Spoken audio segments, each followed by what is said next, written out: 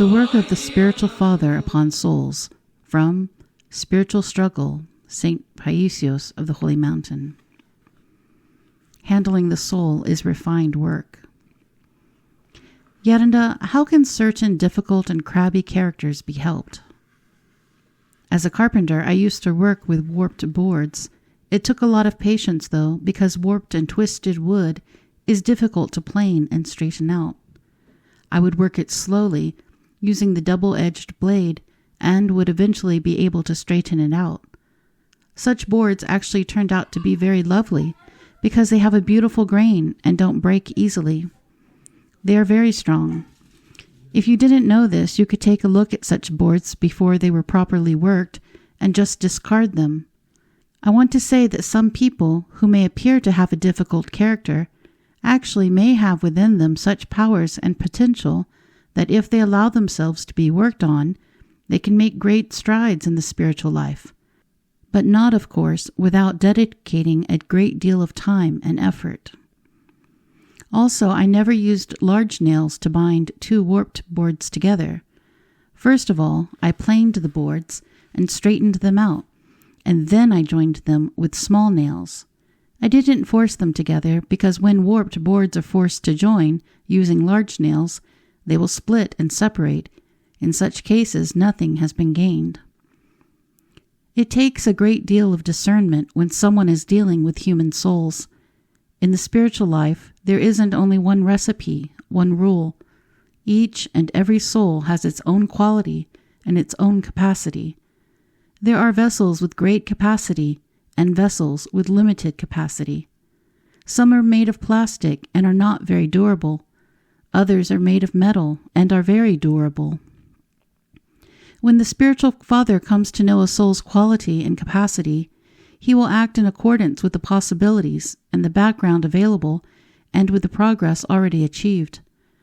The behavior of the spiritual father will be in accordance with the penitent's condition, the sin he has committed, and other factors. For example, to one who is impudent, the spiritual father will be careful not to give cause for more impudence. To the sensitive soul, he will look to see how to encourage him to confront his problems in a courageous manner. Also, care must be taken not to make assumptions based on a person's outward appearance. One must not believe too readily what others are saying in order to draw one's conclusions, especially if one does not have the gift of insight. Some wooden planks, while they may appear very strong externally, are all spongy and fibrous within. When the external roughness is planed off, then they reveal what they really are. Others, again, while seemingly useless on the outside, are actually very strong and durable on the inside. The handling of the soul is a refined undertaking. Mistakes cannot be made in the recipe used. You see, each organism must be given that particular vitamin it lacks, and every illness requires the appropriate medication. Let us not provide false ease to others in their passions. Yet, when a woman tells us the spiritual father didn't understand me, what should we tell her? Tell her, could it be that you didn't make yourself clear? Could it be your fault? In such cases, you should perturb those who complain, not excuse them too readily. However, these are very delicate and sensitive matters, because even spiritual fathers can become confused. What if she tells us that she is not comfortable with her spiritual father? Maybe she's also at fault if she's not comfortable. Maybe she is seeking to be put at false ease by her spiritual father, wanting her own will to be granted. Let's say that someone is neglecting his family and is constantly arguing with his wife. He wants to divorce her, and he comes to me to complain, demanding that I side with him, demanding that I bless him to dissolve his family. If I tell him, this is all your fault, he doesn't acknowledge his guilt. He will say that I didn't put him at ease. In other words, some people will say things like, the spiritual father didn't put me at ease, because the spiritual father won't tell them what they want to hear. If the spiritual father were to justify each person's passions, he would ease their consciences, but they wouldn't be helped spiritually. If we are to ease each person's conscience in his passions, why not also put the devil at ease? Why not also please the devil? For example, you come and tell me, Sister so-and-so came and spoke to me in an insulting manner. And I say to you, well, don't pay any attention to her. This will put you at ease. Then after a while, that sister comes and tells me something about you. Sister so-and-so has done this and that. And I tell her, well, you know how she is. Don't take her too seriously. Now I have put her at ease also. This way I put everyone at ease, but I also mislead them. In actual fact, I should tell you, come now, if the sister spoke like that to you, you must have done something to her. This will give you room to consider your guilt in the matter and to correct yourself. For from the moment you begin to realize your guilt, everything will get better. Real ease, real peace, comes when a person aligns himself with the gospel and tries to live patristically. The goal is how to be at peace in paradise, and not how to be at peace on earth. There are some spiritual fathers who put the thoughts of others at ease, and then these persons exclaim, "The spiritual father has granted me a great degree of inner peace," but they unfortunately remain uncorrected. In fact, these spiritual fathers are supposed to help the person find his faults, help him correct these faults, and then guide him forward in his life. Only then does real peace come. Just putting someone at peace in his passions is of no help. For me, this is a crime. When the spiritual father is called on to help two people who are involved in a relationship, he must communicate with both. For instance, when he listens to the thoughts of two people who have differences, he must know both souls, for surely each person will present the situation as he understands it, and he should only agree to resolve their differences if they too agree to have them resolved according to the gospel. For all other solutions are nothing but a constant headache that will continuously require aspirins. Then he must put each one in his place. He must justify neither one. He must point out to each one his faults, bring each of them to an even keel. This is how they will agree and come to an understanding. The only good attribute I have is this: I never justify anyone, even when he is not at fault. For example, women come and tell me they have problems in their family and that their husband is at fault. I scold the women. When the men come and complain about the women, I scold the men. I don't put their thoughts at ease. I don't ease their conscience. But instead, I point out each person's faults and weaknesses and say to each person whatever is needed in order for him to be helped. Otherwise, one will leave at peace and the other will leave at peace, but at home they will start fighting again. He was right when he told me this about you. And do you know what he said to me about you? What I mean to say is that I never put anyone at ease with his passions. I often find it necessary to scold someone severely, for his own good, of course, but at least he goes away truly at peace with himself and with others. They may leave feeling that the medicine was somewhat bitter, but inside they understand that the medicine was more bitter for me than for them, and they feel the love that moved me to scold them. Yet, and does some people gain a sense of safety when you scold them? Yes, because I don't scold someone dryly without explaining. I will point out to him his good qualities so that he may develop them even further, as well as his faults which need to be corrected. But when you don't tell him the truth, there comes a point where he sees through the flattery and despairs. Dealing with cases of despair. An agitated young man came and told me, "Yerinda, I'm a hopeless case. I'm incorrigible. Even my spiritual father said, such things are hereditary." He was overwhelmed by feelings of despair. When people tell me that they have problems, I tell them, this happens for this and that reason. In order to change, you must do this or that.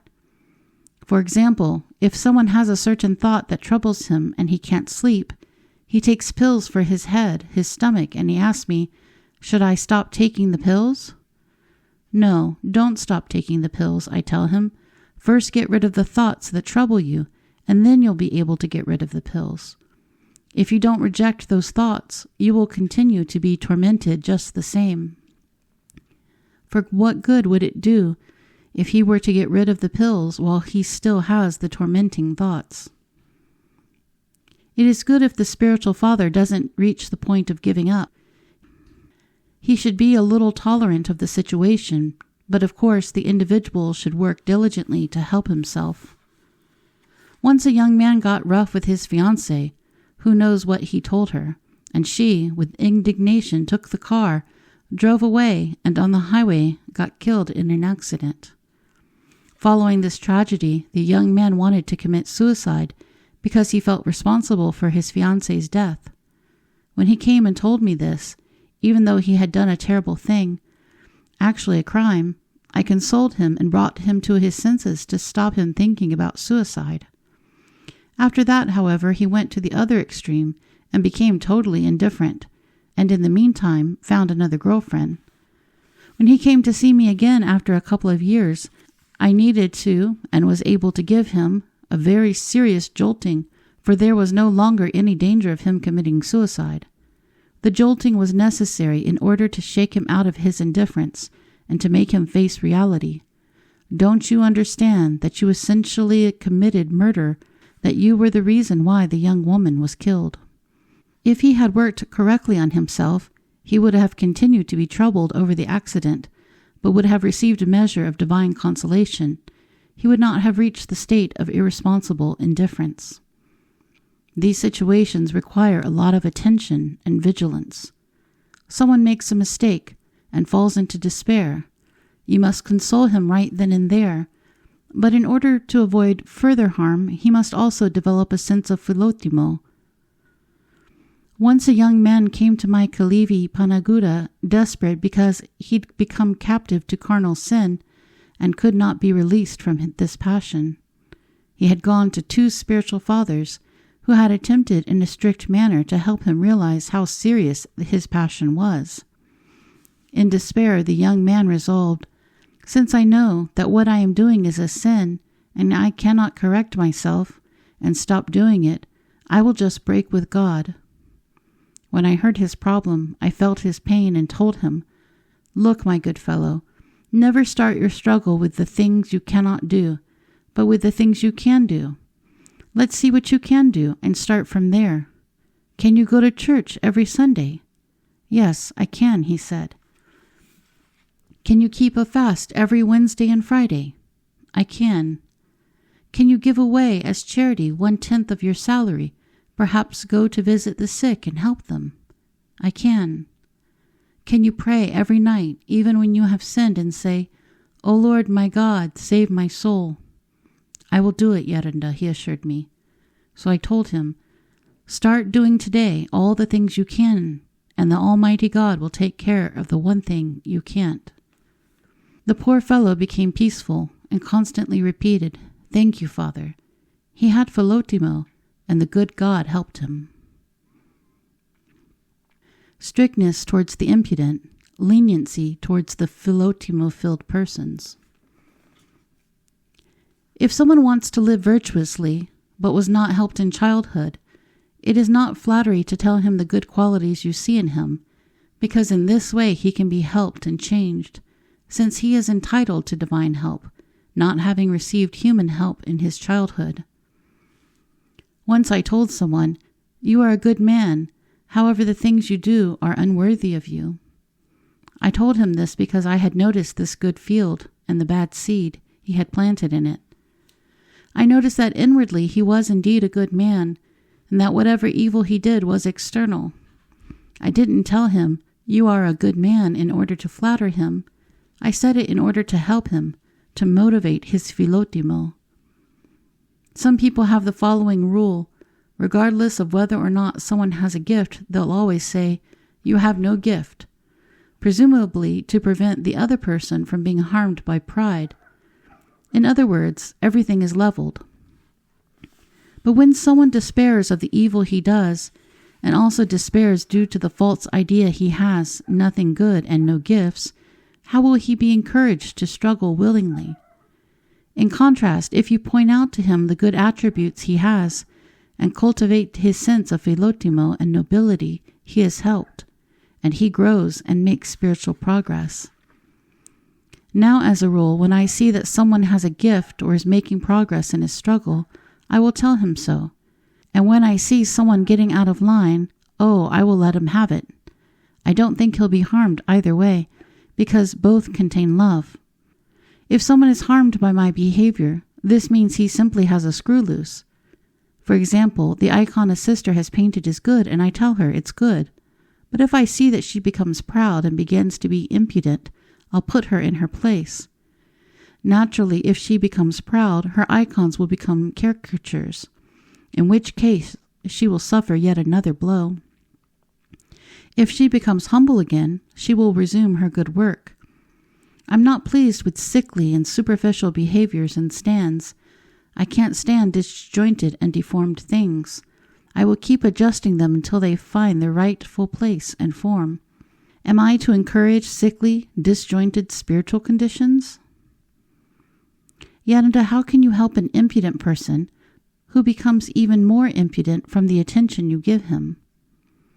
Let me tell you, when I see that this person is not helped by my concern, my kindness and love, then I tell myself that I will have nothing to do with him and force myself not to treat him with kindness. Normally, the more kindness is shown to you, the more you should be transformed with a broken and contrite heart. Here's what happened in the past with someone. In the beginning, I was forced to relate to him certain divine events that I had experienced in order to help him. Instead of being deeply moved and saying with a contrite spirit, "Oh my God, what can I do to please you for this consolation?" he was emboldened and behaved with impudence. Then I took a very strict stand towards him, saying to myself, I will help him from afar with my prayer. I decided to do this not because I didn't love him, but because this is what would help him. Yet what if he were to realize his mistake and ask for forgiveness? That would be good. We could then come to an understanding. Otherwise, if he is not helped by my Philotimo, I will get no appropriate response and have no direct relationship with him. When the other person has devoutness, humility, and no impudence, you too can act with simplicity. From the outset, I treat everyone with ease and simplicity. I am not reserved, hoping thus to prevent others from being emboldened and thus harmed. I give myself wholly in order to help the other person reveal himself in a loving environment. And eventually, I point out his faults. Depending on his age, I consider each person to be my brother, my father, my grandfather. I create sunshine in order to bring all the snakes, the scorpions, the beetles, the passions, out in the open, and then I help him to kill them off. But if I notice that he doesn't appreciate this and is not really helped by my behavior, but is instead exploiting my sympathy and true love and beginning to behave with impudence, then I gradually distance myself so that he does not become even more impudent. But in the beginning, I give myself wholly, and this is why I have a clear conscience. Once in the monastery of Stomion, I had taken a young man in to help him learn to be a carpenter. I treated him with kindness and like a brother, but I began to notice certain things that were not good, and I was not pleased with them. I asked him once, "What time is it?" And he replied, "The clock is going at the same pace as your mind." Then I said to myself, I can't continue this way. I will gradually hold back my mind because he is not benefiting. Normally, if this person had some Philotimo, he would have been deeply moved by the way I was treating him. But I saw that he could not fit in with me. He did not understand me. After that, he left on his own. I did not have to send him away. You see, tolerance and love make the impudent more impudent, and the Philotimo person have even more Philotimo. Kindness harms the unrepentant. Yerinda, I remember once you scolded me very harshly. If need be, I will do it again, so we can all go to paradise together. Now I will take draconian measures. Look, I follow this rule. I try to help someone first to realize that he needs telling off, and then I scold him.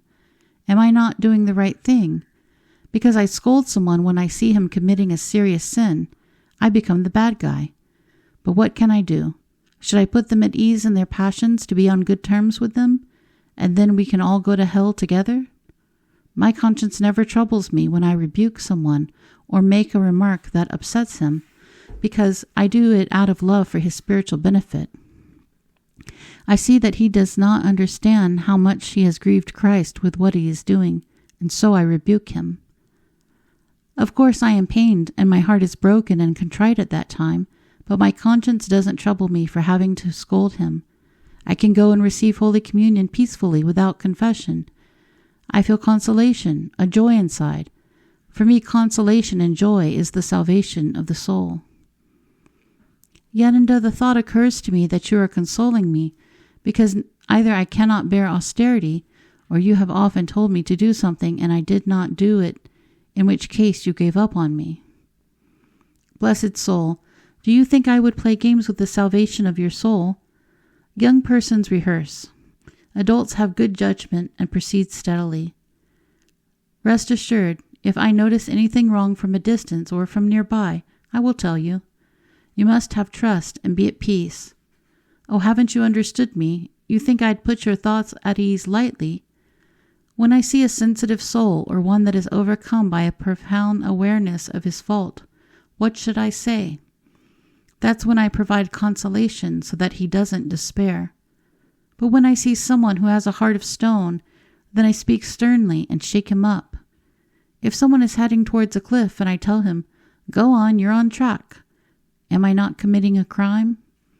The bad thing with some people is that they don't believe you when you tell them not to worry, and they continue to be tormented.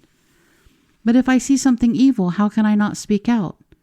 How can you allow someone to go to hell? When you have a sense of responsibility, you speak out whenever necessary. For me personally, it is easier to be silent, but I can't when I am responsible. Also, one must be careful of the following. Let's say you do something bad to me. I forgive you. You do something bad to me again, and again I forgive you. I am all right. My conscience is clear. But if you do not correct yourself because I keep forgiving you, this becomes very serious. It is quite another matter if you are incapable of being corrected completely. But you must try to correct yourself as much as you can. Don't ease your conscience by saying, "As long as he's forgiving me, I'm all right." It's not on my conscience. Who cares? No worries. Someone may have made a mistake, but he repents, he weeps. With pain in his heart, he asks for forgiveness and continues the struggle to correct himself. In this case, there is awareness, acknowledgement of the fault, and the spiritual father must forgive him.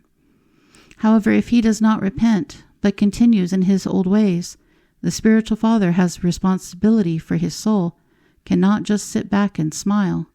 Kindness is harmful to the unrepentant.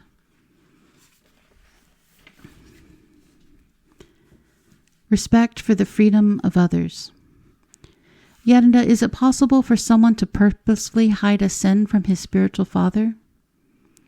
Yes, but even if the spiritual father knows of this hidden sin or understands something, it is not to his advantage to speak up, nor will it benefit the penitent to be told. I often see something in a person's struggle. I surmise or know what has to be done, but out of respect I say nothing unless that person reveals it himself. I consider it to be a matter of compulsion or dishonor if I tell him when he himself does not wish to reveal it. It is a delicate matter. You don't want to disgrace him. You don't want to force someone like that. There should be freedom of will. But if I see that he might be in danger and there is no other way to help him, or if he is ignorant of the danger and will come a cropper and be destroyed, then I will find a way to say something to him. It is better to give the other person the chance to understand his fall, when he asks to know, and let him on his own attack his old self, for he will experience less pain this way. You see, even a small child, when it falls down on its own, will cry less than it would if it had been pushed by another child. For someone to advise someone else to do something, the one who receives the advice must be humble, while the advice giver must be 10 times more humble and try to apply the same advice to himself.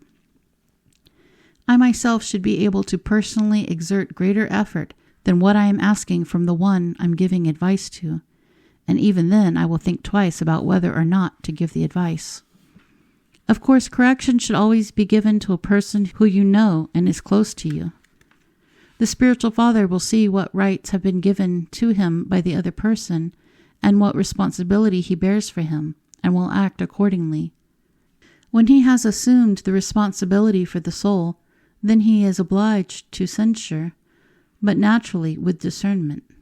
It does not help, however, to play the role of teacher and to censure another person if he has not given you the right. It is like someone coming into my cell and shifting my things around, putting my vigil lamp here, my bed there, and hanging my composchini elsewhere without asking me. The spiritual father's love for the penitent who confesses. The grace-filled spiritual father loves and feels pain for the soul because he knows its great value. He helps it in repentance. He lightens its burdens through confession. He liberates it from anxiety and guides it into paradise. The confessor is called Father. He must try to be a true father, admonishing with divine love and affection. He must put himself in the place of each person who comes for confession and be able to experience his pain, so the penitent can see his own pain reflected in the face of his spiritual father. This is particularly needed in our present time, where people are in need of some refreshing water, not strong vinegar. Most people today, being under the attack of demonic influences, find it difficult to accept spiritual advice or a remark. This is why even the scolding must be handed out with love. Point out the person's fault discreetly, with smile or a joke. Love can be sensed, while the passions of the soul betray the person. When there is no love, the critical remark may be made in an outwardly polite manner, but the other reacts badly when he detects only the human element in our behavior. Whereas, when the scolding is handed out with pain and love, the other person may feel pain on the surface, but in the depths of his soul he is not wounded, because he is aware of the presence of love. I know a spiritual father who is particularly stout. Of course, it is his body type, but it may also be that he is not very careful with what he eats. But do you know how much pain he feels for others? How much he cares and is concerned for those who are suffering? He has humility, admitting that he is not an ascetic. But at the same time, he also has boundless kindness, and many find more true comfort and peace with this stout spiritual father than they do with many an ascetic one. A spiritual father who is not willing to even enter hell out of love for his spiritual children is no spiritual father.